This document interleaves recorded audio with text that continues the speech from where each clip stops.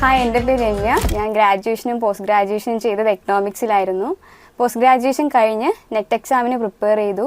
പക്ഷെ അൺഫോർച്ചുനേറ്റ്ലി എനിക്കത് ക്രാക്ക് ചെയ്യാൻ പറ്റിയില്ല.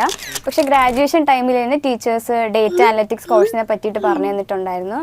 ലൈക്ക് ഒരുപാട് കരിയർ ഓപ്പർച്യൂണിറ്റീസ് ഉള്ള ഫീൽഡാണ്, ബട്ട് കറൻ്റ്ലി ട്രെൻഡിങ്ങിൽ പോയിക്കൊണ്ടിരിക്കുന്ന ഫീൽഡാണെന്നൊക്കെ പറഞ്ഞു തന്നിട്ടുണ്ടായിരുന്നു.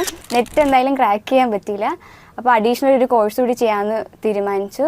അങ്ങനെ ഒരുപാട് റിസർച്ച് ചെയ്തു, ഏതാണ് ബെസ്റ്റ് ഇൻസ്റ്റിറ്റ്യൂഷൻ, ഏതാണ്, എങ്ങനെയൊക്കെയാണ് കോഴ്സസ് പ്രൊവൈഡ് ചെയ്യുന്നതെന്നൊക്കെ കുറച്ചൊന്ന് റിസർച്ച് ചെയ്തു.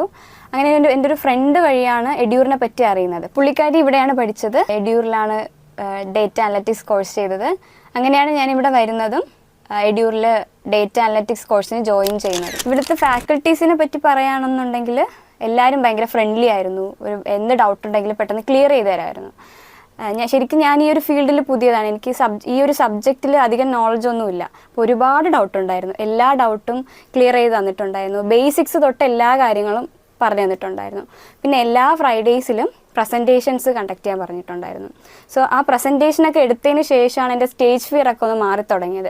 ലൈക്ക് എനിക്ക് കുറച്ചുകൂടി കോൺഫിഡൻസ് വന്നു, എങ്ങനെ ഒരു ഓഡിയൻസിനെ അപ്രോച്ച് ചെയ്യേണ്ടത് എങ്ങനെയാണ് എന്നതിനൊക്കെ പറ്റിയിട്ടൊരു ക്ലിയർ ആയിട്ടുള്ളൊരു ഐഡിയ എനിക്ക് കിട്ടി.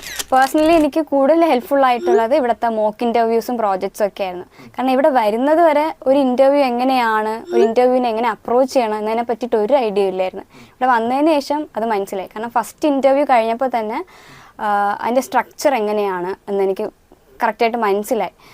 ഇൻ്റർവ്യൂ ആയാലും just face to face interview മാത്രമല്ലാണ്ട് ഗ്രൂപ്പ് ഡിസ്കഷൻസും ആപ്റ്റിറ്റ്യൂഡ് ടെസ്റ്റ് ഇതൊക്കെ ഇൻക്ലൂഡ് ചെയ്തിട്ടുള്ള ഒരു ഇൻ്റർവ്യൂ ആയിരുന്നു. ഇതെൻ്റെ റിയൽ ലൈഫ് ഇൻ്റർവ്യൂസിന് ഒരുപാട് ഹെൽപ്പ് ചെയ്തു. എൻ്റെ സ്കിൽസ് കൂടുതൽ ഇമ്പ്രൂവ് ചെയ്യാൻ പറ്റിയത് ഇവിടുത്തെ ലൈവ് പ്രോജക്റ്റ് ചെയ്തതിന് ശേഷമാണ്. അപ്പം ഫാക്കൽറ്റീസിൻ്റെ ഹെൽപ്പോട് കൂടി തന്നെ ഞാൻ എവിടെയാണോ വീക്കായത് ആ ഏരിയാസ് എനിക്ക് ഇമ്പ്രൂവ് ചെയ്യാനായിട്ട് സാധിച്ചു. പിന്നെ മോക്ക് ഇൻ്റർവ്യൂസും പ്രോജക്ട്സും അല്ലാണ്ട് ഒരുപാട് അഡീഷണൽ ട്രെയിനിങ് ഒക്കെ തന്നിട്ടുണ്ടായിരുന്നു. ലൈക്ക് കമ്മ്യൂണിക്കേഷൻ ക്ലാസ്സസ്, പ്രൊഫഷണൽ ആയിട്ടൊരു റെസ്യൂം എങ്ങനെ ക്രിയേറ്റ് ചെയ്യാം, ആൻഡ് അതുപോലെ തന്നെ ലിങ്ക്ഡിൻ പ്രൊഫൈൽ എങ്ങനെ ക്രിയേറ്റ് ചെയ്യാം, എങ്ങനെ അത് ഒപ്റ്റിമൈസ് ചെയ്ത് വെക്കാം എന്നതിനൊക്കെ പറ്റിയിട്ട് ഡീറ്റെയിൽഡ് ആയിട്ട് തന്നെ ഒരു ക്ലിയർ കട്ട് ഐഡിയ തന്നിട്ടുണ്ടായിരുന്നു. പിന്നെ പ്ലേസ്മെൻറ്റിനെ പറ്റി പറയുകയാണെന്നുണ്ടെങ്കിൽ മിഥുൻ സാർ ഒരുപാട് ഹെൽപ്പ് ചെയ്തിട്ടുണ്ട്. കാരണം ഒരു ഇൻ്റർവ്യൂവിന് പോയിട്ട് വരുമ്പോഴും സാർ എല്ലാം വിളിച്ച് ചോദിക്കാറുണ്ട്, എങ്ങനെ ഉണ്ടായിരുന്നു ഇൻ്റർവ്യൂ, എന്തൊക്കെ ക്വസ്റ്റ്യൻസ് ചോദിച്ചു. നെക്സ്റ്റ് അടുത്ത റൗണ്ടിലോട്ട് പോകുമ്പോഴും സാർ അതിനനുസരിച്ചുള്ള ഗൈഡൻസ് ഒക്കെ തന്നിട്ടുണ്ടായിരുന്നു.